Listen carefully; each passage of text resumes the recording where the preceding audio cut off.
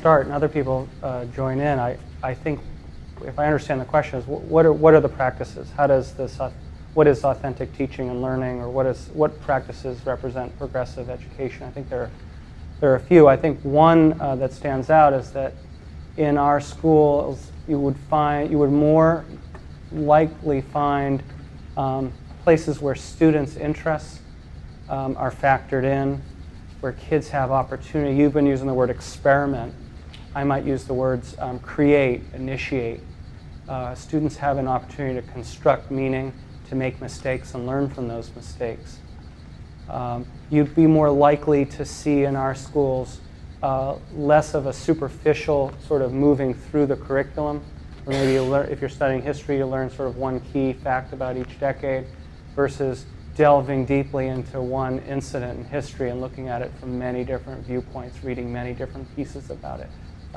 Focusing on important questions and problems rather than memorizing specific facts or discrete skills.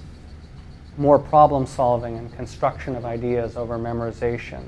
You'd also be more likely to see things that mirror, sort of like the example I gave of the 11th grade US history film project. They're tasks that mirror the kinds of tasks that many of us are engaged in the real world, whether you're a doctor or an engineer or an architect or a lawyer. In what ways what product do you produce? How do you produce it? In what ways are you working independently? In what ways are you working collaboratively? So you'd see much more of that. I mean, just today, for example, or you'd also have much more hands-on kinds of experiences. You're sitting right where a plant cell was designed in our 6th grade science class today. The teacher could have easily just put a plant cell up on the whiteboard and had the kids copy it down and be done with it. But the kids actually constructed the chloroplasts and the nucleus, and I think I'm going to push beyond my knowledge there. The cell wall, is that right? Versus the cell membrane, which is not in a plant cell.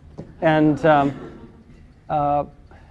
reading about butterflies versus actually monitoring them and watching what happens to a chrysalis over time, and then watching that butterfly take off for Mexico.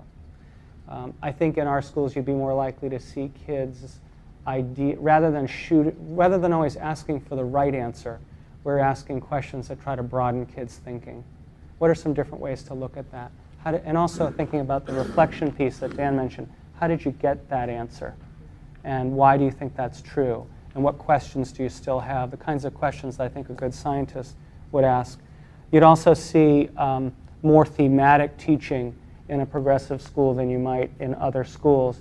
Ted Sizer once said that he didn't think anything of real value was easily limited to one discipline.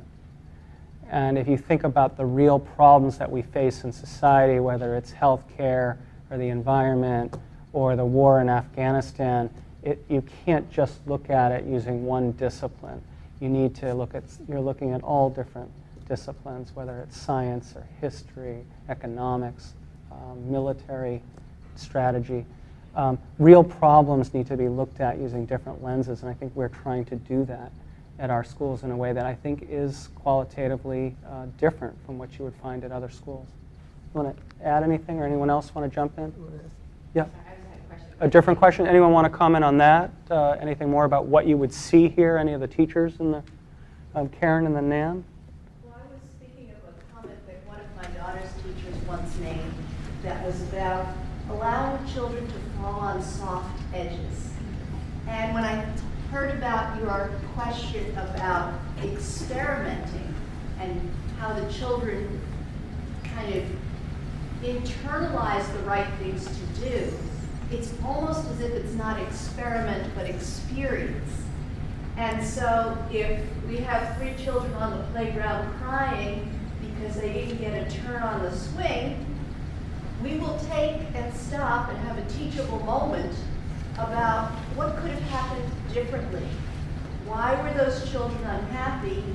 How could everybody have had a turn? And they will solve the problem having experienced the difficulty. So they will have the experiment, if you will. So when I take those words of Ms. Tranchita and I take what I see what we do here, the children are running their experiments all the time because they experience it and figure out the way to do good and be good with one another. I was going to say something very similar. I think that the kind of teaching we do takes a lot of patience and is somewhat messy because we don't rush in to solve something for children. Sometimes we often do give them a lot of tools and help and support to do it, but we have the patience to watch them work through things in a messier, maybe more laborious way, but in a way that gives them the power and the initiative and the experience to solve things on their own. It's a richer way for them to learn, and although at the time they seem maybe less efficient than providing an answer or a method or a lot of help. You have the patience, but you also have the trust. Can everybody hear you?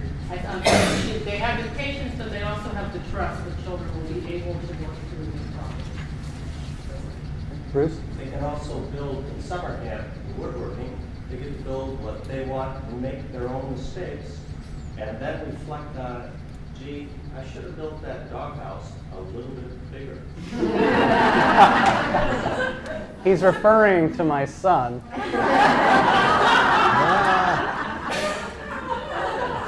So it's one of those classic parenting moments. You're not quite sure what to say. He comes home with the doghouse. The dog fits in it, but it needs to back out to get out. So it hasn't. The dog. Don't bring it up because we quietly disposed of it at some point. What?